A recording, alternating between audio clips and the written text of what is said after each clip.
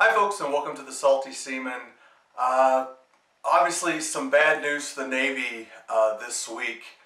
So we're going to talk about a little bit along with another thing that happened with the Navy. It was a bit bigger news last week, but of course the incident with the USS Fitzgerald has kind of taken precedence over it. Not to mention the issue on the Shiloh. It's probably going to be a long time before we ever, if we do, hear exactly what happened with that sailor. So let's start off the bat. Rest in peace, my shipmates on the USS Fitzgerald. If you haven't heard, collision at sea in the Tokyo Bay between the USS Fitzgerald, a small boy U.S. Navy, and a Philippine flag cargo ship. Happened about 2 a.m., middle of the night. Cargo ship, seemingly, from what we've heard now, just seemed to come out of nowhere and run into them. 7 sailors lost their lives because they hit the berthing compartments. They're getting crushed in. One of the sailors who died was actually trying to save his kids, as he says. And FC1, you're a hero. Much respect to you. Much respect to everyone who fought and did as good and worked their damage control training and kept that ship upright and got her home. But of course, we all mourn the loss of those sailors. And it's a terrible incident. And of course, being the Navy vet, I get asked by a lot of my civilian friends, and I've had a few messages on YouTube, exactly how does this happen? How do ships run into each other at sea? On this incident, I don't know. It's under investigation, and we'll get a lot of this in the media because it's such a big deal. I was on a ship that had a collision, a lot less damaging than this one. My first ship ran into a anchored Japanese oil tanker. We just skimmed the side, we knocked some lines off, and we were going super, it was like a super slow, just kind of, and even then, like, you felt it, like, I felt it move, and I knew something weird was going on, but I didn't know what, because, how do I know what a collision feels like? So I can't even imagine what 2 a.m. in the morning, you're trying to sleep in your berthing, and all of a sudden, a much harder collision happens like this one did. Now, in terms of like how does this happen, I mean, there's a lot of answers. Inexperience with a con. That's the conning officer, the person who's telling the ship's helmsman which way to steer. Rough seas can cause screw up what you think you're doing when you're turning it to move this way or that. Lack of experience. I mean, there's tons of little things that can go wrong. This is why, like, surface warfare officers are, their training is over a year and a half, manning that job to know distance and how the ships move and when weather affects you and when it's night and your visibility shit. And, there's a lot of stuff that can go wrong. But usually it's, at the end of the day, it's usually the fault of a person. One person or the other, or on both sides. It's like, who was on the Fitzgerald? Could they have seen this coming and maybe moved? I don't know if I've heard if they're anchored or not, or if they were just out there doing like little circles.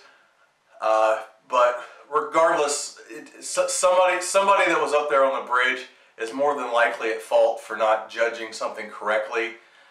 So of course, assuming it wasn't done intentionally, which is what the conspiracy theories are about. The Philippines did this on purpose or whatever. I can't entertain that right now, as fun as it is to do the tinfoil hat stuff. I'm not going to get into it. But yeah, there's tons of things that can go wrong, but at the end of the day, it's probably someone's fault up on the bridge for not doing the right thing. These usually come back on the captain regardless, because it's how you train your crew, and you're responsible for them. So you're probably looking at least on the Navy side, even if they were not at fault at all, that CO might be looking at it being fired, probably more than likely. In fact, the captain was hurt himself and had to be medevaced off. So, a really shitty time for him, especially if he really didn't have a lot to do with it. But again, we'll see. Now, one other topic that came up right before this was USS Shiloh sailor, who we thought was lost, and had perished, much like the 7 we just talked about. And you know, there was a massive manhunt. They thought it was a man overboard. Again in Yokosuka, my old stomping ground, 7th Fleet. For a week they had, you know, Coast Guards out, they had Navy search and rescue.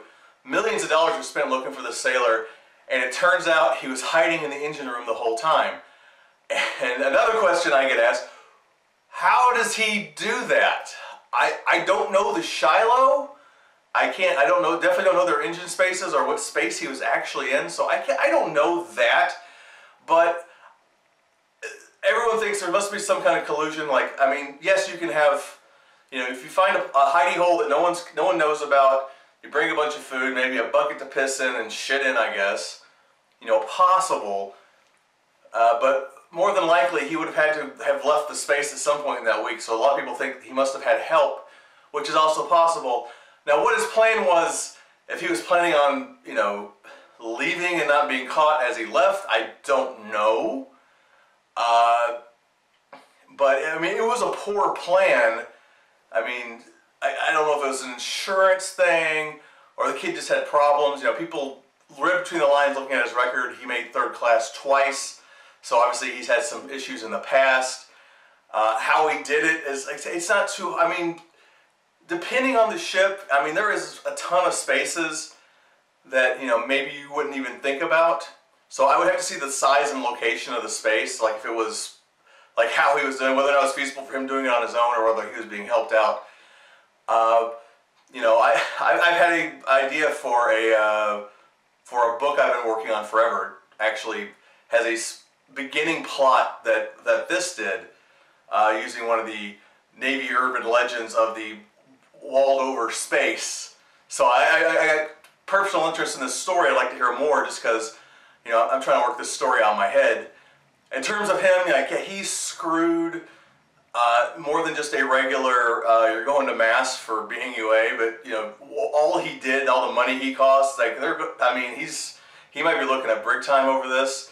He's definitely getting booted, but I would be really interested to see, like, what exact space he was in and how he managed to maintain being there and not get caught. You know, what he was eating and drinking, how he was, you know, relieving his waste facilities. You know, it's not easy. So I'd be very interested in seeing that. But I've definitely, you know, I've been on 3 ships in my 20 years, and I don't think it's completely infeasible that there's like tiny little spaces here and there that like no one would think to look in.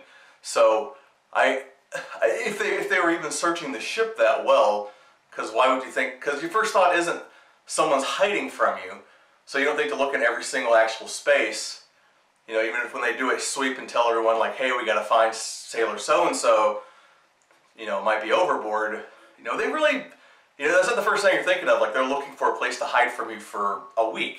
So, very good possibility that they just didn't think about whatever tiny space he was in the Shiloh engine room. But again, would really love to see it.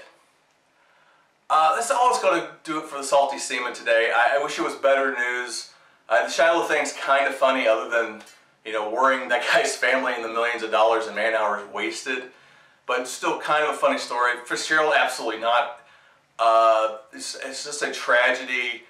Again, just my heart goes out to those sailors and the lives lost and their families. Hope next time I can talk to you guys, it's a little more uplifting than this. But that's all I got for now. Peace out to the Fitzgerald.